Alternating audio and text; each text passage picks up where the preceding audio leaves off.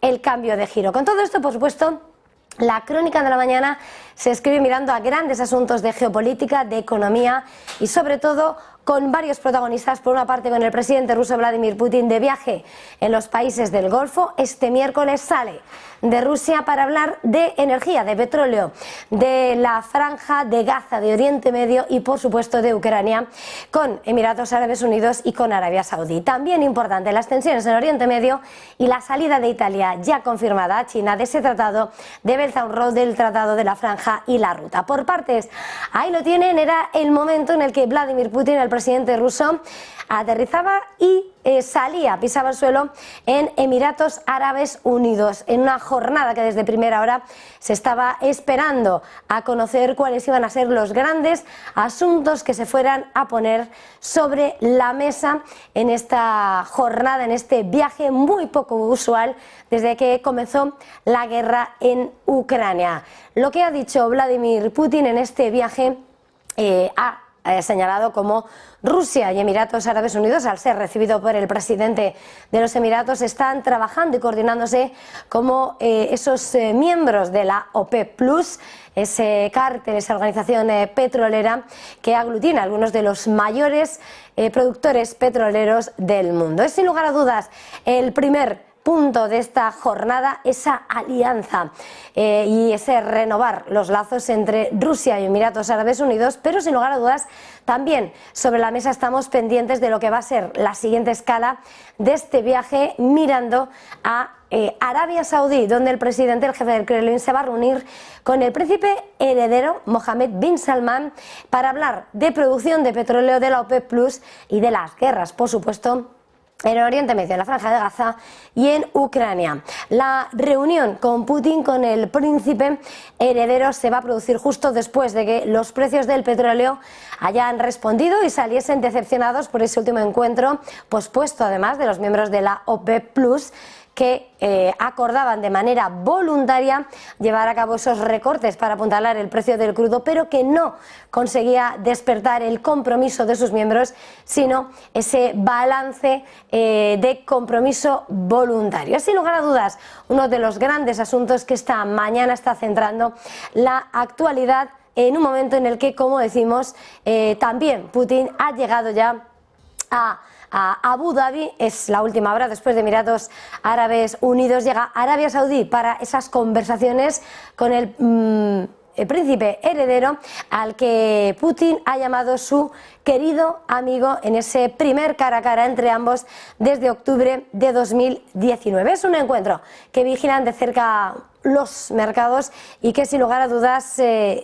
pone en evidencia la importancia de Putin de relanzar los lazos con sus aliados, mientras Occidente, Estados Unidos y Europa trata de aislarle precisamente por esa guerra en Ucrania. Lo que ha confirmado el Kremlin es que Putin va a discutir la cooperación energética, incluso como parte de la OPEP Plus, recordemos, el cártel que bombea más del 40% del petróleo mundial.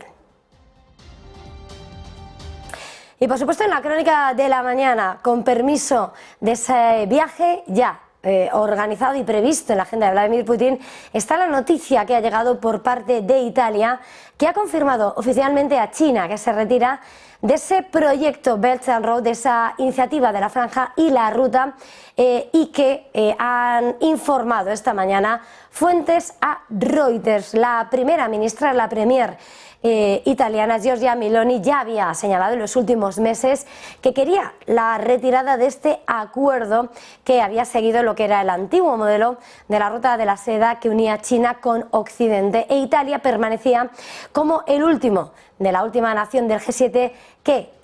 estaba en esta iniciativa de la franja y la ruta. El acuerdo con China expira en marzo de 2024 y se habría renovado automáticamente a menos que Roma, el gobierno de Meloni, advirtiera por escrito con al menos 3 meses de antelación de que se retiraba, y precisamente prácticamente in extremis, mes de diciembre, 3 meses para marzo, Italia, según esas fuentes a Reuters, habría confirmado y trasladado a China su deseo, su retirada del proyecto de esa iniciativa de la franja y la ruta.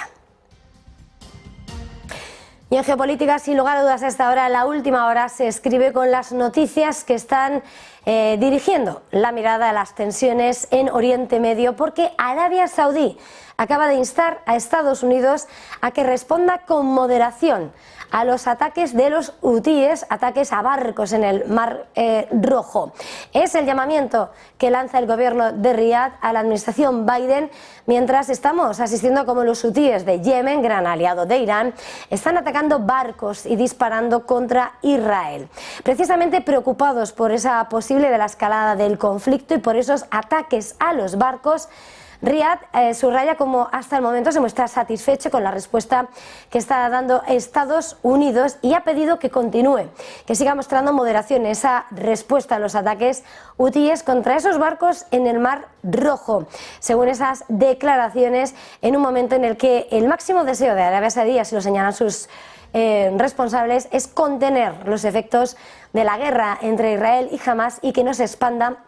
al resto de la región. Recordemos que los hutíes, alineados con Irán, ya se han adentrado en el conflicto que se ha extendido por Oriente Próximo desde que estallase el conflicto, una vez que Hamás perpetró esos ataques por sorpresa contra Israel el 7 de octubre y atacando buques en esas rutas marítimas vitales, disparando drones y misiles contra el propio Israel. Y en ese contexto, por supuesto, también clave la noticia de última hora que nos sigue situando sobre esta parte compleja de máxima tensión en Oriente Medio, porque Israel ha confirmado que acaba de interceptar un misil desde el Mar Rojo hacia Eilat. Según la información que acabamos de conocer, el ejército israelí ha interceptado ese misil tierra-tierra lanzado desde zona hasta el Mar Rojo hacia la ciudad de Eilat, en el extremo sur del país, donde justo antes estaban sonando las alarmas aéreas, las sirenas. Información lo ha trasladado el portavoz militar, añadiendo que el misil interceptado por el sistema de defensa Arrow nunca ha llegado a entrar en territorio israelí y no constituye por ello, según señala, una amenaza para los ciudadanos de Eilat. En las últimas semanas, recordemos, desde que arrancase el conflicto el 7 de octubre, tras esos ataques y la declaración de guerra a continuación por parte de Israel, la responsabilidad de los distintos lanzamientos desde el Mar Rojo ha sido reivindicado por los hutíes yemeníes, aliados de Irán, que, como estamos viendo, no dejan de escribir y dar titulares esta mañana del 6 de diciembre.